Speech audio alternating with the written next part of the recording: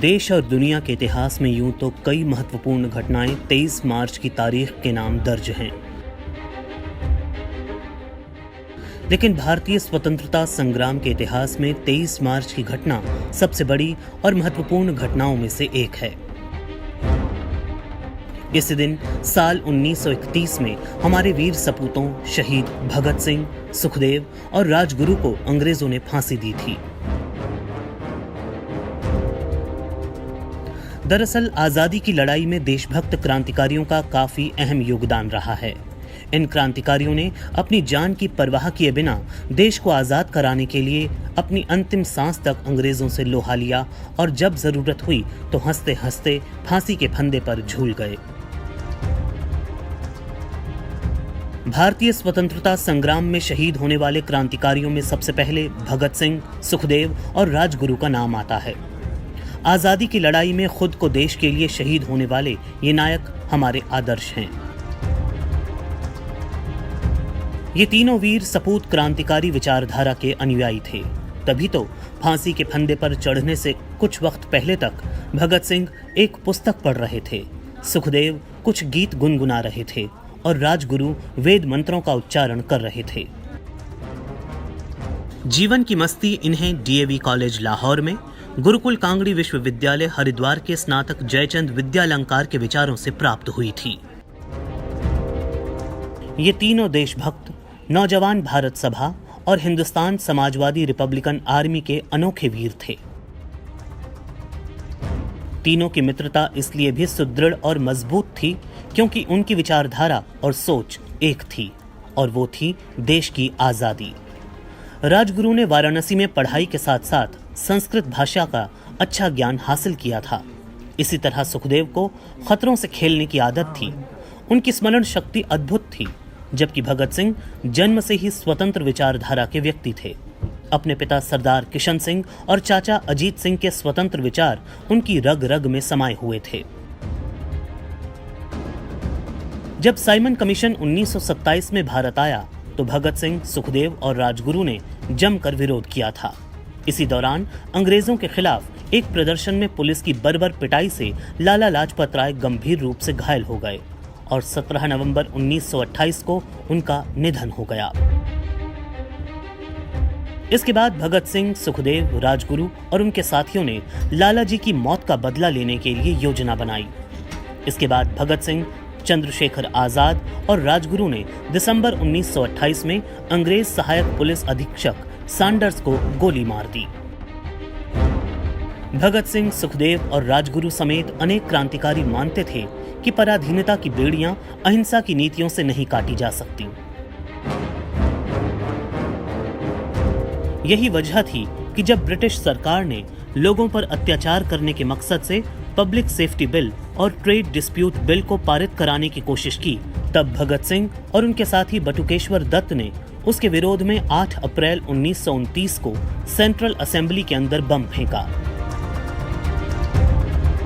बम फेंकने के बाद भी दोनों विजिटर्स गैलरी में शांतिपूर्वक खड़े होकर पर्चे बांटते रहे। उस पर्चे पर उन्होंने अपना मकसद भारत माता की पूर्ण आजादी लिखा हुआ था।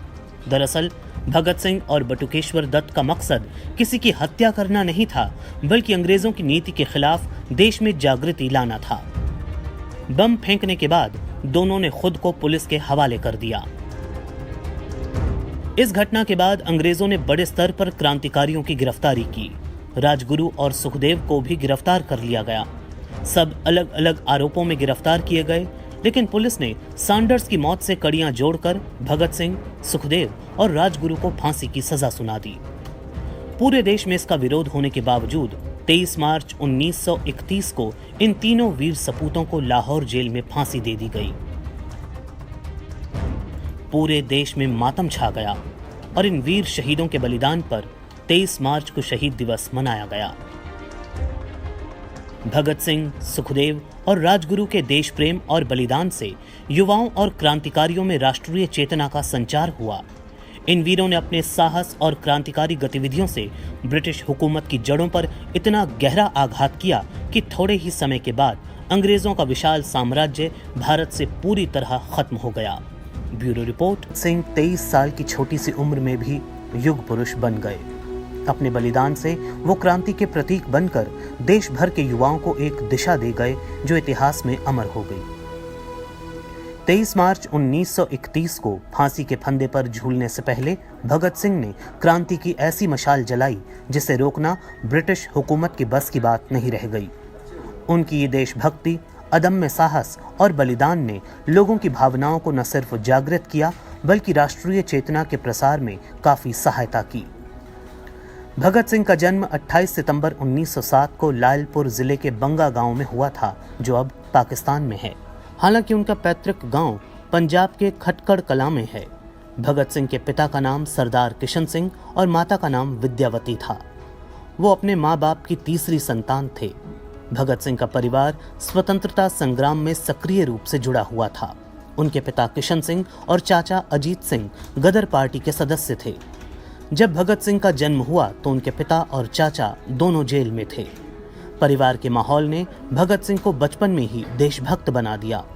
भगत सिंह ने 5वीं तक की पढ़ाई गांव में की और उसके बाद पिता ने उनका दाखिला डीएवी हाई स्कूल लाहौर में करा दिया।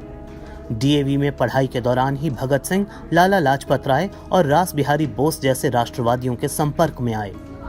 इन्हीं दिनों 13 अप्रैल 1919 को जब अमृतसर में जलियांवाला बाग हत्याकांड हुआ, तब भगत सिंह मात्र 12 वर्ष के थे। लेकिन इस घटना ने भगत सिंह की सोच पर गहरा प्रभाव डाला। इस अमानवीय घटना को देखने के बाद वे किसी भी कीमत पर भारत को अंग्रेजों से आजाद कराने के लिए सोचने लगे। जब महात्मा गांधी ने ब्रिटिश शासन के खिलाफ असहयोग आंदोलन शुरू किया, तब भगत सिंह अपनी पढ़ाई छोड़कर आंदोलन में शामिल हो गए। जब 1922 में चौरी चौरा घटना के बाद गांधी जी ने असहयोग आंदोलन समाप्त कर दिया, तब भगत सिंह बहुत दुखी हुए और इस नतीजे पर पहुंचे कि अहिंसा से देश को आजादी नहीं मिल सकती और इसके लिए सशस्त्र क्रांति ही एकमात्र सही मार्ग है। असहयोग आंदोलन समाप्त होने के बाद भगत सिंह ने क्रांतिकारी गतिविधियों में भाग लेना जारी रखा। अपनी क्रांतिकारी गतिविधियों को जारी रखने के लिए उन्होंने नौजवान भारत सभा नाम से एक क्रांतिकारी संगठन बनाया। कुछ दिनों तक वे कानपुर में गणेश शंकर विद्यार्थी के संपर्क में रहे। 1928 में उन्होंने चंद्रशेखर आजाद के साथ मिलकर हिंदुस्तान सोशलिस्ट रिपब्लिकन एसोसिएशन का गठन किया। इसका मुख्य उद्देश्य सशस्त्र क्रांति के जरिए भारत में गणतंत्र की स्थापना करना था।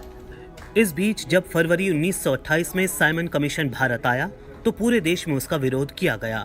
साइमन कमीशन के खिलाफ नारेबाजी करते समय लाला लाजपत राय पर पुलिस लाठीचार्ज किया गया, जिसमें वे बुरी तरह घायल हुए और बाद में उनकी मृत्यु हो गई।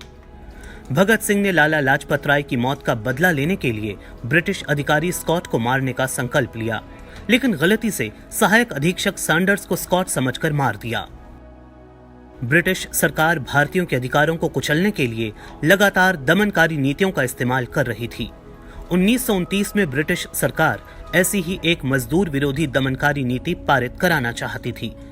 इस बिल को पारित न होने देने के मकसद से भगत सिंह और बटुकेश्वर दत्त ने 8 अप्रैल 1929 को केंद्रीय विधानसभा में बम फेंका। बम फेंकने का मकसद किसी को मारना या चोट पहुंचाना नहीं था, बल्कि अंग्रेजों को जनता की समस्याओं पर ध्यान दिलाना था और ये दिखाना था कि उनके दमन के तरीकों को और अधिक सहन नहीं किया जाएगा। भगत सिंह और बटुकेश्वर दत्त वहां से भागे नहीं, बल्कि खुद को गिरफ्तार करा दिया। गिरफ्तारी के बाद भगत सिंह पर कई मुकदमे चलाए गए। इनमें लाहौर षड्यंत्र मामले में भगत सिंह के साथ ही सुखदेव और राजगुरु को भी फांसी की सजा सुनाई गई और बटुकेश्वर दत्त को आजीवन कारावास दिया गया। 23 मार्च 1931 को भगत सिंह, सुखदेव और राजगुरु को फांसी पर लटका दिया गया। भगत सिंह क्रांतिकारी देशभक्त ही नहीं, बल्कि एक विचारक, दार्शनिक, चिंतक, लेखक और पत्रकार भी थे। अनेक भाषाओं के जानकार भगत सिंह भारत में समाजवाद के पहले व्याख्याता थे। उन्होंने कई पत्र पत्रिकाओं के लिए लिखा व संपादन भी किया। भगत सिंह की देशभक्ति और विचार जेल में लिखे गए उनके पत्रों से जाहिर होते हैं।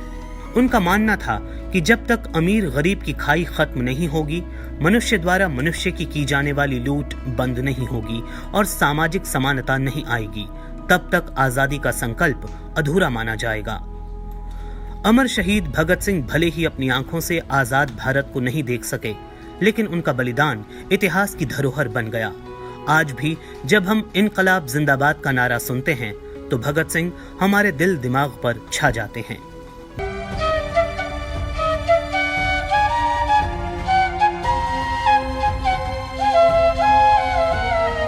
23 मार्च को अमर शहीद भगत सिंह के शहीदी दिवस के रूप में याद किया जाता है, लेकिन इसी दिन उनके साथ 2 साथी सुखदेव और राजगुरु को भी फांसी दी गई। भगत सिंह और सुखदेव का नाम तब तक अधूरा है जब तक उनके साथ राजगुरु का नाम ना लिया जाए। वतन के लिए हंसते हंसते जान लुटाने वाले शहीद थे राजगुरु, जो आजादी का सपना दिल में लिए फांसी के फंदे पर झूल गए। भगत सिंह के दोस्त और क्रांतिकारी राजगुरु का पूरा नाम शिवराम हरी राजगुरु था। उनका जन्म 24 अगस्त 1908 को पुणे के पास खेड़ नाम के गांव में हुआ था। मराठा ब्राह्मण परिवार से ताल्लुक रखने वाले राजगुरु के पिता का नाम हरि नारायण और माता का नाम पार्वती बाई था। राजगुरु मात्र 6 साल के थे तभी उनके सिर से पिता का साया छिन गया। पिता के निधन के बाद राजगुरु पढ़ाई के लिए वाराणसी आ गए, जहां उनकी मुलाकात कई क्रांतिकारियों से हुई। पढ़ाई के दौरान ही अंग्रेजों के अत्याचार और जुल्म को देखकर राजगुरु का मन उनके खिलाफ नफरत से भर गया और वो देश को अंग्रेजों से आजाद कराने का सपना देखने लगे। तीर कमान, निशानेबाजी और कुश्ती में निपुण राजगुरु महान क्रांतिकारी चंद्रशेखर आजाद से काफी प्रभावित थे और इसी के नाते वो सिर्फ 16 साल की आयु में क्रांतिकारी संगठन हिंदुस्तान रिपब्लिकन आर्मी से जुड़ गए। राजगुरु और उनके साथियों का मकसद था ब्रिटिश सरकार और अधिकारियों के मन में खौफ पैदा करना। इसके लिए वो घूम घूम कर लोगों को जागरूक करते और जंग आजादी के लिए तैयार करते थे। अन्य क्रांतिकारियों की तरह ही राजगुरु का मानना था कि आजादी हथियारों के बल पर ही हासिल की जा सकती है। इसलिए उनके कई विचार महात्मा गांधी के विचारों से मेल नहीं खाते थे। राजगुरु को उनके साथियों के बीच रघुनाथ के छद्म नाम से भी जाना जाता था। क्रांतिकारी गतिविधियों में रहते हुए राजगुरु की मुलाकात भगत सिंह और सुखदेव से हुई और तीनों परम मित्र बन गए। राजगुरु ने भगत सिंह और सुखदेव के साथ मिलकर दिसंबर 1928 में ब्रिटिश पुलिस अधिकारी सैंडर्स की हत्या कर दी। दरअसल ये हत्या लाला लाजपत राय की मौत का बदला थी, जिनकी मौत साइमन कमीशन का विरोध करते वक्त हुई थी। इस हत्या के बाद राजगुरु नागपुर चले गए, लेकिन 1929 में पुलिस ने उन्हें गिरफ्तार कर लिया। राजगुरु पर भगत सिंह और सुखदेव के साथ ही लाहौर षड्यंत्र का मुकदमा चलाया गया और 23 मार्च 1931 को इस वीर सपूत को भगत सिंह और सुखदेव के साथ फांसी की सजा दे दी गई।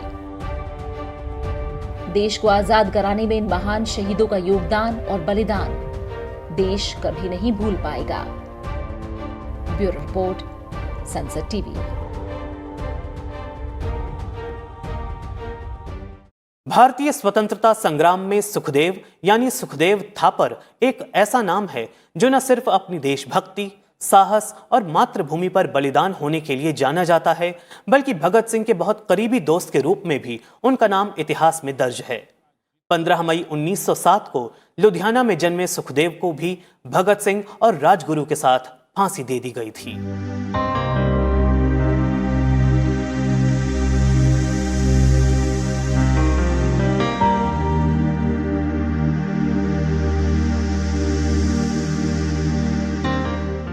सुखदेव ने अपनी प्रारंभिक शिक्षा लायलपुर के सनातन धर्म हाई स्कूल में पूरी की। 13 अप्रैल 1919 को जलियांवाला बाग के हत्याकांड के बाद पंजाब में मार्शल लॉ लगाकर फौज और पुलिस तैनात कर दी गई। भारतीय लोगों और बच्चों को मानसिक रूप से गुलाम बनाए रखने के लिए स्कूलों में अंग्रेज अफसरों द्वारा सलामी लेने का सिलसिला शुरू किया गया। सुखदेव के स्कूल में भी सरकारी आदेशों के अनुसार सभी विद्यार्थियों को हर सुबह अंग्रेज अफसरों को सलामी देने के लिए कहा गया, लेकिन 12 वर्ष के सुखदेव ने ऐसा करने से साफ इनकार कर दिया। इसकी वजह से उसे अध्यापकों और पुलिस अफसर की मार खानी पड़ी।